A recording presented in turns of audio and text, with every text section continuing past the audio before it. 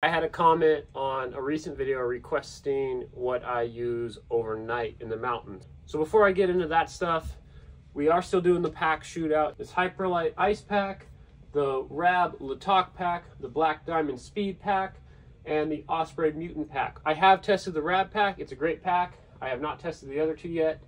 Super bad avalanche danger right now in the mountains, and so that's why the shootout is kind of on hold. I have more packs on the way. All four of these packs were requested by viewers. Okay, overnight gear in the mountains. Let's start with my tent. So I use the RAB Mythic Mountain 2. There were a couple requirements for my overnight tent in the mountains. 4-season, waterproof. Not all 4-season tents are waterproof. Lots of 4-season tents are only snowproof, and I wanted it to be waterproof as well in case we do get into some rain. 4 pounds or under. Big one was that I wanted the poles to be able to be set up from the inside in case we were in a storm and we had to resort to the tent quickly. We could crawl in there and set it up from the inside instead of having to be on the outside. This tent meets all those needs. It's 4 pounds at the most, depending on how much of it you do bring. I do have a vestibule for it that I've only used once. This tent is long enough for me to sleep and have all my gear at the foot and have another person. We carried this once as an emergency shelter on a single push of Glacier Peak, and we actually used it, and we had 4 people in the tent, and we were actually all able to sleep. It wasn't ideal, but it was fine. This tent takes me about 60 seconds to set up. It's super bomber. The fabric is made out of E-Vent, which in my opinion and in my experience breathes better than Gore-Tex. You don't get much condensation at all with this tent, which tends to be a problem with some single wall tents. This is the best one I've used to date for condensation purposes. Now this tent is very similar to other tents on the market. The Black Diamond Eldorado is a great example of that. There's an offering from Mountain Hardware as well. I believe it's called the Trango. Those tents are very similar. In terms of breathability, I found this one to be the best out of those 3. You'll see this tent on lots of Himalayan peaks. I've seen this tent on Everest multiple times, and also being used by private teams on K2. RAB also makes a Mythic Summit version of this tent, and it's very similar. The only difference is that the pitch height is slightly lower to aid in wind stability. I have not had any issues with this tent in terms of wind stability. It's been solid up to 50 miles an hour of wind, and I haven't had it in any more wind than that, and I believe that it would do just fine. Moving on to the sleeping pad. I use the Thermarest X-Therm, and I think that this is a very comfortable sleeping pad. I might venture out to some different brands soon. This sleeping pad has an incredible installation value, and it's very comfortable, and it's very lightweight. I did run into a guy on Mount Shasta who was using an Exped Sleeping Pad. It was super thick. I actually laid on it just for fun. We ended up climbing together, and it was super comfortable. And I think it had a huge insulation value. So I don't know how much it weighed, but they make really nice sleeping pads, alpine packs, really nice tent. So I might reach out to them and see if they might want to hook up on something, maybe get into the pack shootout or something like that. All right, let's talk about sleeping bags. So I use the RAB Mythic Ultra 360, and it's hanging behind me. So the RAB Mythic 360 weighs in at 21 ounces, and it has a rating of 18 degrees at its extreme level, which is quite good for the weight. And this is pretty much the only sleeping bag I use. And I definitely dip this into much lower temperatures than 18 degrees.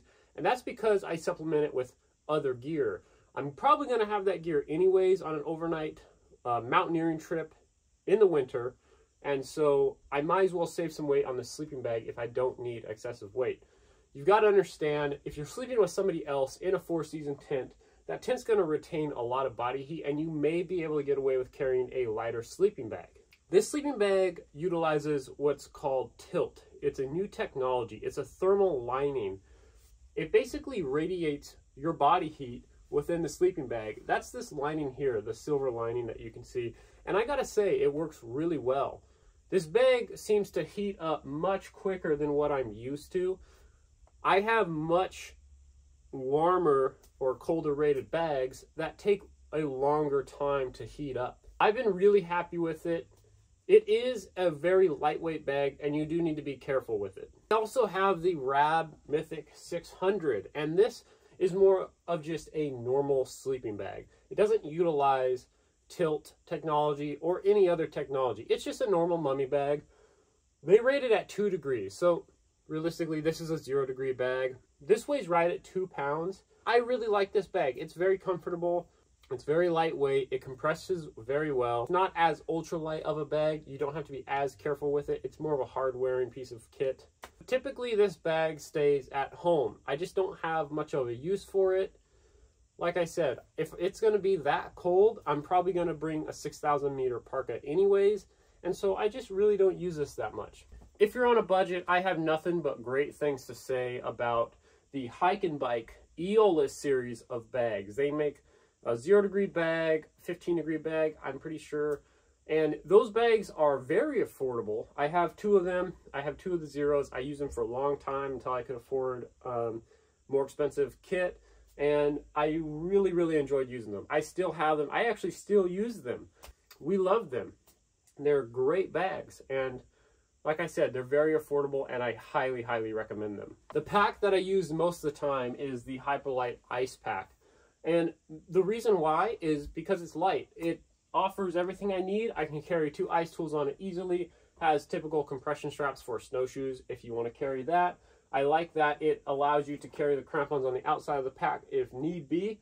I wasn't sold on the bungee system initially until I saw it in person. It secures your crampons very, very well. The bungee cord is routed through these plastic enclosed hooks, and it's impossible for that bungee cord to come out unless the bungee cord were to fail or tear, which bungee cords are very hard wearing items.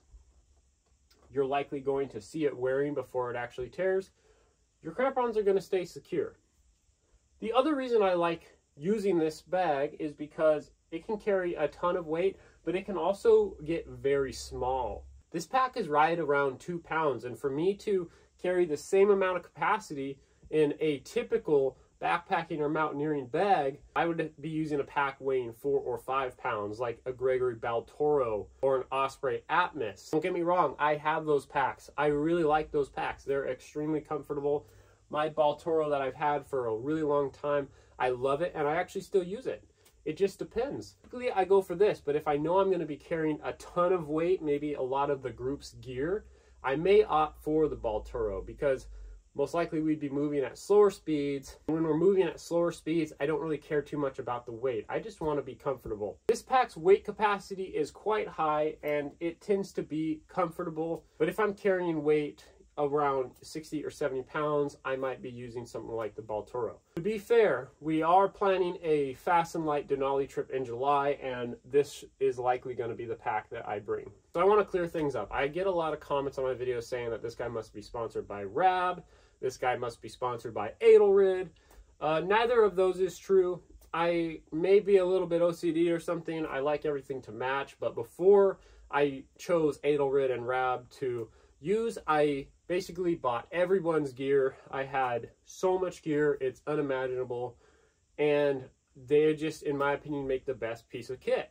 And I don't want to talk down on any brands. I just think the quality of gear for the price ratio is the highest with RAB, and it's the highest with Eola. That's what I personally have found. Everyone may disagree with me.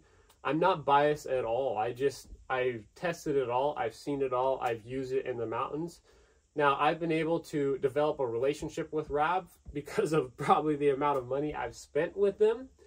And so they're good to me. I can send all my stuff in at the end of the year and get it repaired if need be. And they know who I am. They communicate with me throughout the year. And it's nice to know that they do have my back. That's not to say that I would not be using somebody else's gear if I thought it was better. I think for me, it's important to have the best out in the mountains because I want to come home. So that's about it for the overnight specific gear that I carry. I am going to do an updated what's in my pack video because a lot has changed, and so that will cover the rest of the stuff that's in my pack. And I'm also going to do a layers video because I've had some requests for that. If this video has been valuable, please consider subscribing. I would really appreciate it, and please be safe in the mountains.